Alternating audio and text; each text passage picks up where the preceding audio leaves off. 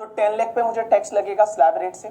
अब एक बात समझना, हुआ क्या कि मेरा एक घर है, अब इस घर से जो रेंट आता है, वो मुझे रेंट आता है, वो फॉर एन एग्जाम्पल 2.5 लाख रुपए आता है। मीन्स 2,50,000 रुपीज जो है, 2,50,000 रुपीज जो है, वो 2,50,000 मुझे इससे रेंट आता है। तो एक बात बताओ, मेरी इनकम कितनी हो जाएगी? 12,50,000 हो जाएगी। और गाइस 12,50,000 होगी तो मैं बोलूं ये 2,50,000 पे मुझे टैक्स 30% से लगेगा। ऐसा पढ़ा था टैक्स रेट वाले टॉपिक में कि 10 लाख के ऊपर जितना भी इनकम होता है उस पर आपको 30% की रेट से टैक्स लगता है। तो ये 2.5 लाख जो इनकम है उस पर मुझे 30% की रेट से टैक्स लगेगा। अब एक चीज समझना आप लोग, मैंने क्या दिमाग लगाया पता है? कि मैंने ये प्रॉपर्टी जो है, मेरी वाइफ जो है, दैट इज मिसेज बीबी जो है मेरी वाइफ, उसकी कोई इनकम ही नहीं है। वो तो ऐसे ही बैठी रहती है, कुछ भी इनकम नहीं है, मान लो वो कुछ भी नहीं करती, कुछ भी इनकम नहीं है करके, ठीक है, कुछ भी इनकम नहीं है। मैंने क्या किया पता है? मेरी वाइफ को ये घर मैंने गिफ्ट कर दिया। मैंने मेरी वाइफ को ये घर जो है वो गिफ्ट कर दिया, बोला ले लो गिफ्ट करके, ठीक है। मेरी वाइफ को लगा वाओ मजा आ गया, मुझे गिफ्ट दे रहे हैं वैलेंटाइन डे पे वगैरह करके, ठीक है। उसका बर्थडे था उस दिन, मैंने घर गिफ्ट कर दिया। उसको बिल्कुल भी पता नहीं था कि मैं प्लानिंग कर रहा हूं। उसको है ना बिल्कुल भी पता नहीं था कि मैं प्लानिंग कर रहा हूं, मैं उसको घर गिफ्ट क्यों दे रहा हूं। उसके पीछे मेरा औचित्य था, मेरा टैक्स वाला दिमाग था। और मैंने क्या सोचा कि मैं वाइफ को घर गिफ्ट दे देता हूं, तो वाइफ खुश हो जाएगी। और दूसरी चीज क्या होगी कि अब जो ये 2.5 लाख रुपए का रेंट है ये वाइफ को मिलेगा। ये 2.5 लाख रुपए का जो रेंट है, 2,50,000 का रेंट है, वो मेरी वाइफ को मिलेगा। और जब मेरी वाइफ को मिलेगा तो उस केस में क्या होगा कि मेरी वाइफ को टैक्स भी नहीं लगेगा। मेरी वाइफ को तो टैक्स भी नहीं लगेगा क्योंकि मेरी वाइफ की इनकम तो है ही नहीं। तो 2.5 लाख रुपए वाइफ को मिलेगा, बेसिक एग्जाम्पशन का बेनिफिट मिल जाएगा, कुछ भी टैक्स वैक्स नहीं लगेगा। देखो वाइफ भी खुश और मैं भी खुश। मैंने ऐसा दिमाग लगाया, और वाइफ तो अपनी ही है ना, कहां लेके जाएगी घर करके, ठीक है। तो लोग ऐसे प्लानिंग करते थे, और लोग ऐसे प्लानिंग करते थे तो लॉ मेकर्स ने क्या किया, लॉ में अमेंडमेंट कर दिया और बोलते ये चीटिंग कर रहे हो, तुम ये चीटिंग कर रहे हो। तो लॉ मेकर्स ने क्या किया पता है? एक लॉ में अमेंडमेंट करके और एक कंसेप्ट लाया डीम्ड ओनरशिप का। और डीम्ड ओनरशिप में क्या लिखा कि अगर कोई भी इंडिविजुअल है, और वो इंडिविजुअल जो है वो क्या करता है, अपने स्पाउस को अगर कोई भी हाउस प्रॉपर्टी दे देता है, या तो गिफ्ट में या लो कंसिडरेशन से, मींस एडिक्वेट कंसिडरेशन नहीं है, कम कंसिडरेशन में 10 रुपए में दे दिया, 20 रुपए में, या गिफ्ट में दे दिया, तो उस केस में ये स्पाउस भले ओनर हो, क्योंकि मेरी वाइफ अब ओनर होगी, उसके नाम पे डॉक्यूमेंट बना देंगे, वाइफ ओनर हो गई, लेकिन डीम्ड ओनर मैं माना जाऊंगा। इस प्रॉपर्टी को मैंने वाइफ को गिफ्ट कर दिया तो भी इसका डीम्ड ओनर मैं माना जाऊंगा। और जो इनकम 2.5 लाख रुपया है ना, वो वाइफ के हाथ में टैक्सेबल नहीं होगी, वो मेरे हाथ में टैक्सेबल होगी करके, ठीक है। वो मेरे हाथ में टैक्सेबल होगी, वो इनकम जो है वो वाइफ के हाथ में टैक्सेबल ना होके मेरे हाथ में टैक्सेबल हो जाएगी। लॉ मेकर्स देखो कितने शातिर लोग हैं। इन्होंने क्या बोला कि अगर कोई इंडिविजुअल है, मैं हूं, मैंने एक घर था, मेरी वाइफ को गिफ्ट कर दिया, तो मेरी वाइफ को गिफ्ट कर दिया तो अब उसकी ओनर कौन बन गई, मेरी वाइफ बन गई। लेकिन तो भी मैं उसका डीम्ड ओनर माना जाऊंगा। क्या माना जाऊंगा? Deemed owner. और वो इनकम जो है वो मेरे हाथ में टैक्सेबल हो जाएगी, ऐसा सेक्शन 27 बताएगी। ऐसे का ऐसे मेरा माइनर चाइल्ड है जिसका नाम है देवम, छोटा सा बच्चा है देवम, 5 साल का। उसकी कोई इनकम नहीं है, वो तो खिलौनों से खेलता है, वो तो खिलौनों से खेलता है, उसकी कोई भी इनकम नहीं है। अब एक बात समझना, हुआ क्या कि मैंने क्या किया, मेरा जो घर था वो मेरे माइनर चाइल्ड को ट्रांसफर कर दिया, माइनर चाइल्ड को गिफ्ट कर दिया। और मैंने सोचा उसको तो कोई टैक्स नहीं लगेगा। लॉ मेकर्स बोलते ऐसा कैसे, आप उसके डीम्ड ओनर माने जाओगे। क्या माने जाओगे? आप जो है वो उसके डीम्ड ओनर माने जाओगे। तो हम डीम्ड ओनरशिप की बात कर रहे हैं, डीम्ड ओनरशिप के बारे में लिख रहे हैं। तो जैसे जैसे मैं बोलता हूं वैसे वैसे आप साथ साथ में लिखिए जाइए। आपने हेडिंग दे दिया डीम्ड ओनरशिप सेक्शन 27, और उसमें सबसे पहले आप लिखिए, जैसे जैसे मैं बोलता हूं वैसे वैसे आप लिखिए करके, ठीक है।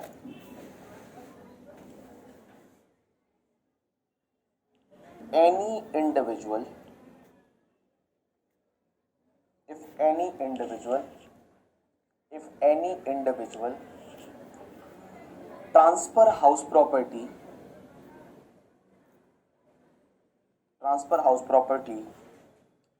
To his slash her spouse for without consideration, his slash her spouse for without consideration, without consideration मतलब फ्री में, और inadequate, inadequate का मतलब होता है कम कंसिडरेशन में, inadequate consideration if any individual transfer house property to his slash her spouse for without consideration or inadequate consideration, then such individual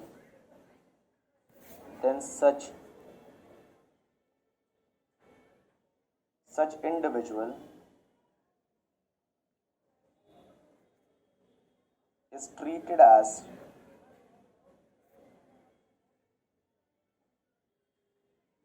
deemed owner. Such individual is treated as deemed owner of such house property. Deemed owner of such house property. लेकिन बेटा इसका एक exception है,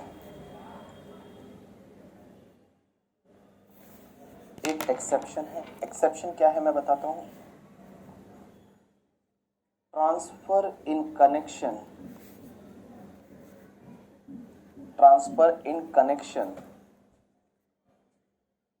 of leave apart.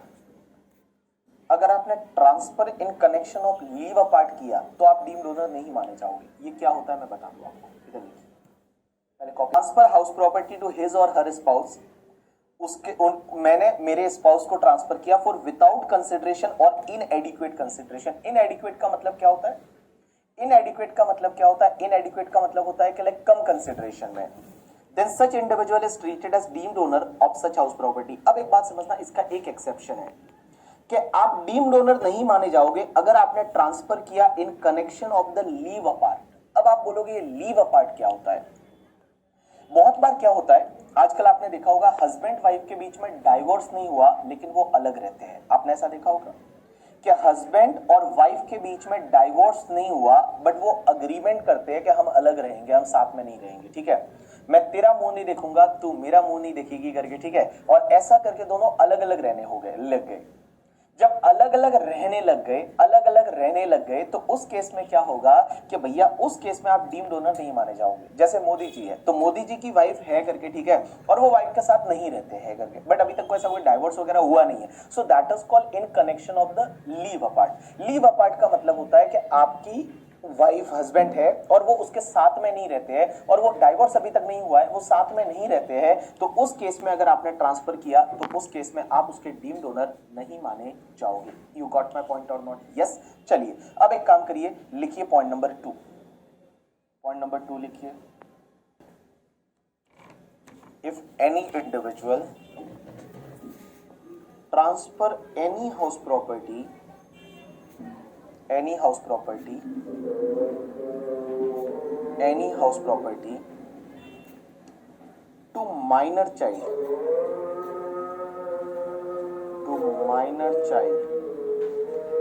to minor child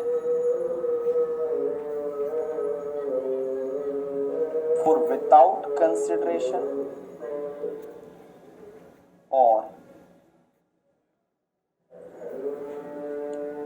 inadequate consideration, for without consideration or inadequate consideration, if any individual transfer any house property to minor child for without consideration or inadequate consideration, then such individual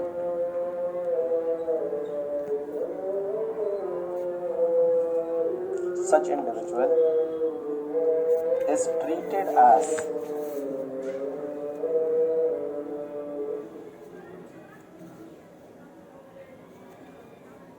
deemed owner. Such individual is treated as deemed owner.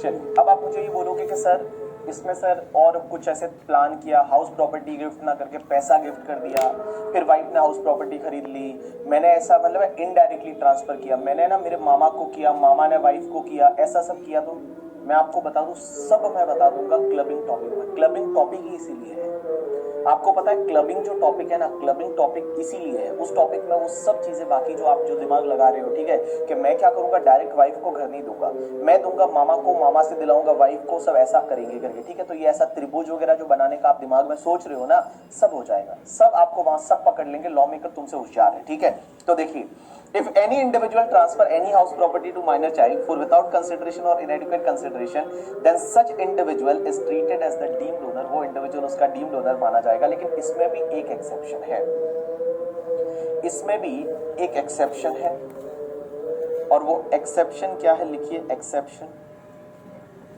exception है that is the transfer to minor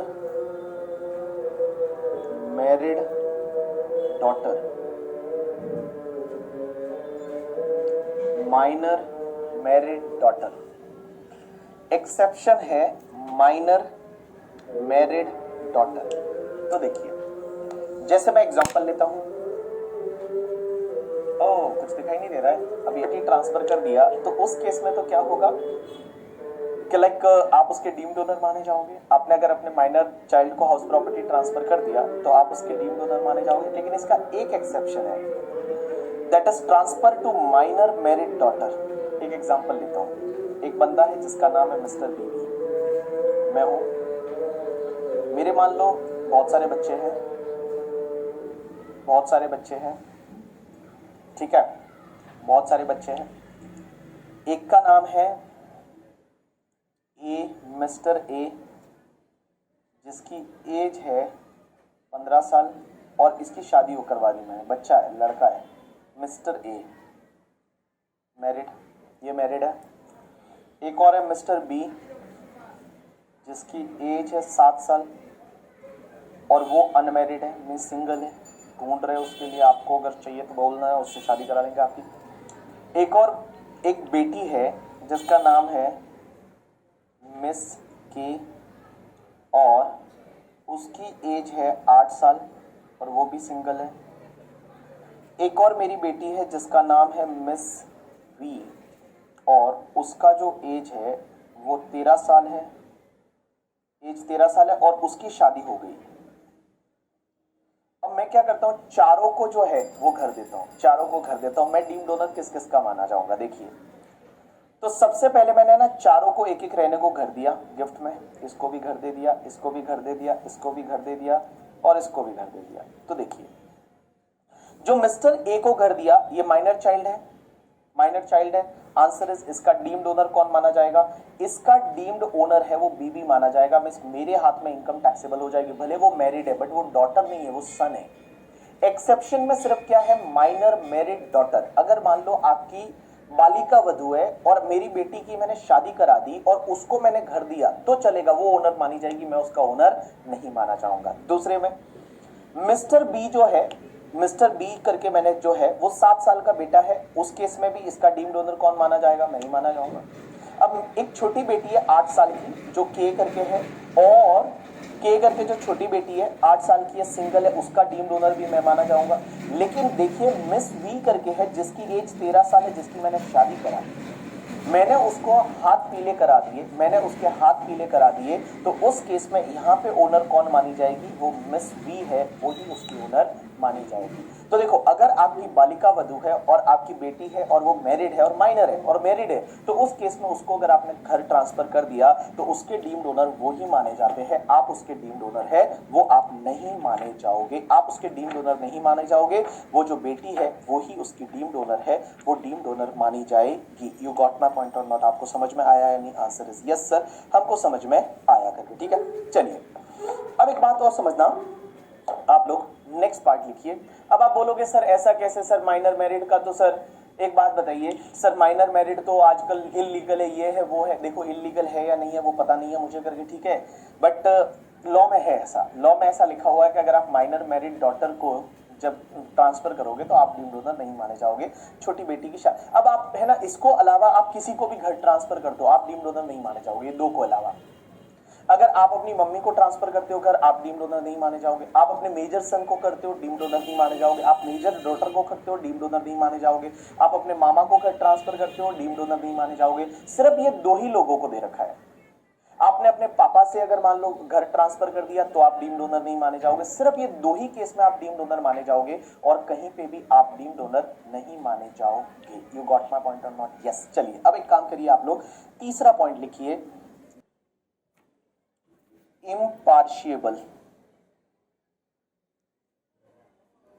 impartial state। लिखिए holder of impartial बोलते हैं इसको, impartial, IMPARTIBLE, impartial state, impartial state।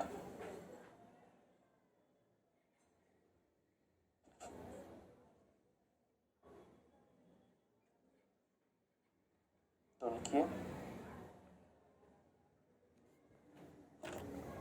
it means which is not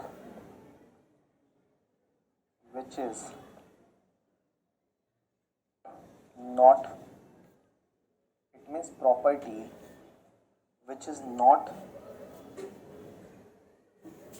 legally divisible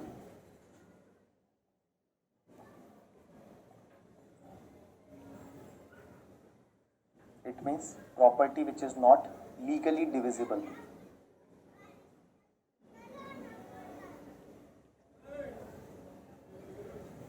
इसका मतलब मैं समझाऊंगा अब आपको।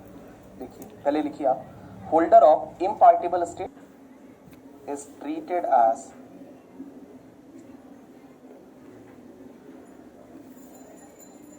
Deemed owner.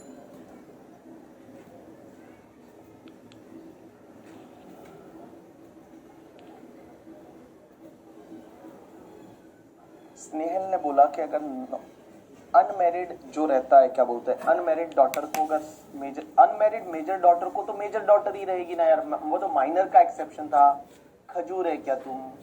स्नेहल बोल रही है कि एक बात बताओ, मेजर डॉटर को ट्रांसफर किया तो मेजर डॉटर को ट्रांसफर किया, भले वो मैरिड है या अनमैरिड है, वो खुद ही डीम्ड ओनर रहेगी, उससे क्या फर्क पड़ता है। चलिए अब आप मुझे कॉन्ट्रैक्ट एक्ट के में कंसिडरेशन का मतलब क्या होगा, कंसिडरेशन में लव एंड अफेक्शन कंसिडरेशन आएगा या नहीं आएगा। कोर्ट में बोला हुआ है love and affection may be A consideration but it's not adequate consideration. मैं आपको क्लबिंग में इसके बारे में बताऊंगा। चलिए अब इधर देखिए आप, प्लीज आप इस पे इधर इतना अभी आप डिस्कशन मत करिए, ठीक है। क्वेश्चन आता है नहीं कभी, इसका प्रैक्टिकल क्वेश्चन आते हैं इंटर में। चलिए देखिए, होल्डर ऑफ इम्पार्टिबल स्टेट का मतलब क्या होता है कि बहुत बार क्या होता है, जैसे एक प्रॉपर्टी है, फॉर एन एग्जाम्पल ये प्रॉपर्टी है, और ये जो प्रॉपर्टी है, ये प्रॉपर्टी में कुछ ऐसा लाइक फॉर एन एग्जाम्पल, एक एग्जाम्पल लेते इधर देखिए, ये एक प्रॉपर्टी है और ये प्रॉपर्टी जो है एक दादाजी थे, और वो दादाजी ने क्या किया था कि ये प्रॉपर्टी जो है वो एक ट्रस्ट को दी थी, ट्रस्ट के नाम पे थी, ट्रस्ट के नाम पे थी। दादाजी जो है, दादाजी ने वो प्रॉपर्टी ट्रस्ट के नाम पे कर दी और ट्रस्ट को बोला कि ट्रस्ट तुम्हारे नाम पे प्रॉपर्टी रहेगी बट मेरे बेटे उसमें रहेंगे। तो हुआ क्या कि ट्रस्ट के नाम पे ये प्रॉपर्टी, और दादाजी के 4 बेटे हैं, एक ए, एक बी, एक सी और एक डी, 4 बेटे हैं। अब उन्होंने आपस में मिलके और अलग अलग रहने लग गए। बोला, ये बोलता मैं इस घर में रहूंगा, ये बोलता मैं इस घर में रहूंगा, इसमें बोलता इसमें रहेगा, इसमें ये रहेगा। बट ये जो प्रॉपर्टी है इसका जो मेन ओनर है वो कौन है? ट्रस्ट है। और ये इम्पार्शिएबल स्टेट है। इम्पार्शिएबल स्टेट में अग्रीमेंट में ऐसा लिखा हुआ है कि इसको हम लीगली डिविजिबल नहीं कर सकते, हम इसको लीगली बांट नहीं सकते, इन बेटों में वगैरह बांट नहीं सकते हैं, ठीक है। तो इस केस में लॉ मेकर्स ये बोलते हैं कि ये जो ट्रस्ट है ना, जो होल्डर है, मेन होल्डर करके, ठीक है, वो इन सब प्रॉपर्टी का डीम्ड ओनर माना जाएगा। भले उन्होंने मिल बांट के बांट ली करके, ठीक है, मिल बैठ के उन्होंने बांट ली, तो भी भैया ये जो है, ये जो ट्रस्ट है, ये इसका क्या माना जाएगा? ओनर माना जाएगा। नहीं तो एक और एग्जांपल लेते हैं, इधर देखिए, जैसे मान लो एक बंदा था दादाजी, और दादाजी की डेथ हो गई, और दादाजी ने क्या किया, ये जो प्रॉपर्टी है ये प्रॉपर्टी उनके एक बेटे को दे दी जिसका नाम है मिस्टर हरी, और हरी को दे दी, और हरी को बोला कि ये जो प्रॉपर्टी है ये तुम्हारे नाम पे रहेगी। हरी को प्रॉपर्टी दे दी और उसमें क्लियरली लिख लिया कि आप ये प्रॉपर्टी को बांट नहीं सकते, आप इस प्रॉपर्टी को लीगली डिवाइड नहीं कर सकते, आप उसको लीगली जो है वो आप डिवाइड करके किसी को नहीं दे सकते। अब हरी की ये प्रॉपर्टी है, हरी उसका मेन होल्डर है। अब हुआ क्या, उसने क्या किया कि मान लो उसने उसमें से कुछ पार्ट देके और अपने भाई को दे दिया जिसका नाम है जय, कुछ पार्ट मान लो जय को दे दिया, लेकिन वो डिविजिबल पॉसिबल ही नहीं, मतलब legally it is not possible, जिसको मैं इम्पार्टिबल स्टेट बोलूंगा। आप ये लीगली इसको पार्टीशन कर ही नहीं सकते, लेकिन तो भी उन्होंने अपने लोकल पर्पस के लिए, प्रैक्टिकल लाइफ के लिए कर लिया आपस में मिल बैठ के, तो उस केस में भी इस पूरी प्रॉपर्टी का मालिक जो है वो हरी ही माना जाएगा। उस पूरी प्रॉपर्टी का मालिक है वो हरी ही माना जाएगा, जय नहीं माना जाएगा। That is called deemed owner, मतलब इसमें जितनी भी प्रॉपर्टी है उसका जो मालिक है वो हरी ही माना जाएगा। आपको सिर्फ इतना ध्यान रखना है कि अगर इम्पार्शियबल स्टेट है, लीगली जिसको डिवाइड नहीं कर सकते, तो उस केस में जो मेन ओनर कौन है, जो मेन ओनर रहेगा वो उसका डीम्ड ओनर माना जाएगा। चलिए अब एक काम करिए, आप लिखिए पॉइंट नंबर 4, पॉइंट नंबर 4 लिखिए, पॉइंट नंबर 4 लिखिए। आपको पता है, ऐसा आपने कभी सुना होगा, तो मेहता का जो आता है तारक मेहता, उसमें आपको पता है एक कोऑपरेटिव सोसाइटी है। अब एक बात बताइए, एक कोऑपरेटिव सोसाइटी है और इस सोसाइटी का नाम है गोकुलधाम,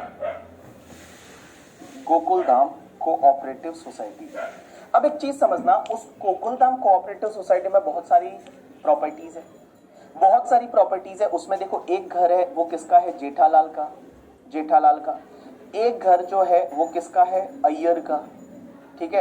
एक घर जो है वो किसका है, तुम्हारे तारक का है करके, ठीक है। एक घर है वो किसी और का है, मान लो अब्दुल का है। तो यहाँ पे बहुत सारे लोगों के घर है कोऑपरेटिव सोसाइटी में। अब एक बात बताओ, ये जब कोऑपरेटिव सोसाइटी में क्या होता है, ये जितनी भी प्रॉपर्टीज रहती है ना वो कोऑपरेटिव सोसाइटी के नाम पे रहती है, मतलब जो प्रॉपर्टी रहती है ना वो सब कोऑपरेटिव सोसाइटी के नाम पे रहती है। ये पूरा सोसाइटी बनता है और सब जो प्रॉपर्टीज रहती है, सब जितने भी घर रहते हैं वो कोऑपरेटिव सोसाइटी के नाम पे रजिस्टर्ड होते हैं। और इन लोगों के पास में क्या होता है, जो जो ये लोग हैं, जो इसमें घर है जिनके पास, उनके पास एक शेयर सर्टिफिकेट रहता है, उनके पास में एक शेयर सर्टिफिकेट रहता है। ये सब लोग ज्यादा इंटरेस्टेड बबीता जी में दिख रहे हैं, सब लोग बोल रहे हैं बबीता जी, बबीता जी के बारे में तो आपने बोला ही नहीं करके, ठीक है। ये लो बबीता जी, ठीक है, ये लो बबीता जी।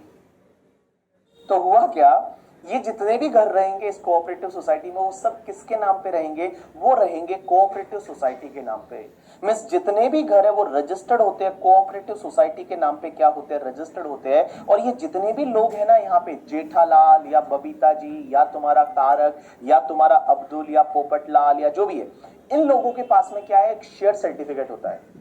इन लोगों के पास में, बीड़े सोडी के पास में भी शेयर सर्टिफिकेट होता है। अब एक बात बताओ, यहां प्रॉपर्टी रजिस्टर्ड तो सोसाइटी के नाम पे है, बट क्या सोसाइटी उसकी ओनर मानी जाएगी, क्या डीम्ड ओनर कौन माना जाएगा, ये लोग माने जाएंगे। जो इसके शेयर होल्डर रहेंगे, मतलब जिनके पास में शेयर सर्टिफिकेट रहेगा, वो उसके क्या माने जाएंगे, डीम्ड ओनर माने जाएंगे। क्या माने जाएंगे, डीम्ड ओनर माने जाएंगे। तो लिखिए, आप पॉइंट नंबर 4 लिखेंगे, मेंबर ऑफ। अगर कोई इमूवेबल प्रॉपर्टी खरीदते हो, आप कोई इमूवेबल प्रॉपर्टी खरीदते हो, तो आप उसके ओनर कब से माने जाओगे, मींस हाउस प्रॉपर्टी के ओनर कब से माने जाओगे। जैसे मैं एक एग्जांपल लेता हूं, इधर देखो, इधर देखो। मेरे को मान लो ये घर खरीदना है और ये घर मैं किसी से खरीदने वाला हूं, एक बंदा है जिसका नाम है मिस्टर गौरव, गौरव से खरीदने वाला हूं। होता क्या है, सबसे पहले मान लो यहां 10 जुलाई 2021 को हमारे बीच में एक अग्रीमेंट बन गया कि चलो मैं आपसे ये प्रॉपर्टी खरीदूंगा जिसका कंसिडरेशन होगा 50 लाख रुपया, और ऐसा अग्रीमेंट बन गया, ठीक है। अब हुआ क्या, थोड़े टाइम के बाद मैंने पैसा दे दिया, पैसा दे दिया, और उसके बाद में यहां पे फॉर एन एग्जांपल 15 अगस्त 2021 को उन्होंने मुझे पोजीशन हैंडओवर कर दी। मींस मुझे पोजीशन मिल गई, मुझे प्रॉपर्टी की पोजीशन मिल गई। कब, 15 अगस्त 2021 को पोजीशन मिल गई, पैसा दे दिया, पोजीशन मिल गई, अभी तक रजिस्ट्री नहीं हुई है। अभी तक रजिस्ट्री नहीं हुई है, रजिस्ट्रेशन थोड़े टाइम बाद करा दिया। हमने बोला चलो बाद में करा देंगे, उस बंदे का एग्जाम रहेगा सीए का, उसने बोला मैं बाद में करा दूंगा सिर्फ दिसंबर के बाद में। तो हमने 15 फरवरी 2022 को जाके और हमने रजिस्ट्री करवाई और रजिस्ट्रेशन इस दिन हुआ। एक बात बताओ, ये प्रॉपर्टी मेरे नाम पे तो इस दिन हुई रजिस्ट्रेशन की डेट पे, लेकिन मैं इसका ओनर कब से माना जाऊंगा? तो मैं इसका ओनर जो माना जाऊंगा वो ओनर माना जाऊंगा उस दिन से जिस दिन मुझे पोजीशन हैंडओवर हो गई थी। मैं उसका डीम्ड ओनर माना जाऊंगा उस दिन से जिस दिन मुझे पोजीशन हैंडओवर हो गई थी। मिस जब आपको चाबी मिल गई, जब आपको चाबी मिल गई, आपने कुछ कंसिडरेशन पे कर दिया, तो उस केस में आप उसके डीम्ड ओनर माने जाते हो। जिस दिन आपको क्या है पोजीशन मिल गई, उस दिन से आप उसके डीम्ड ओनर माने जाओगे, भले उसकी रजिस्ट्रेशन नहीं हुई है, भले उसकी रजिस्ट्रेशन नहीं हुई है। तो 5वां पॉइंट लिखिए, in case of immovable property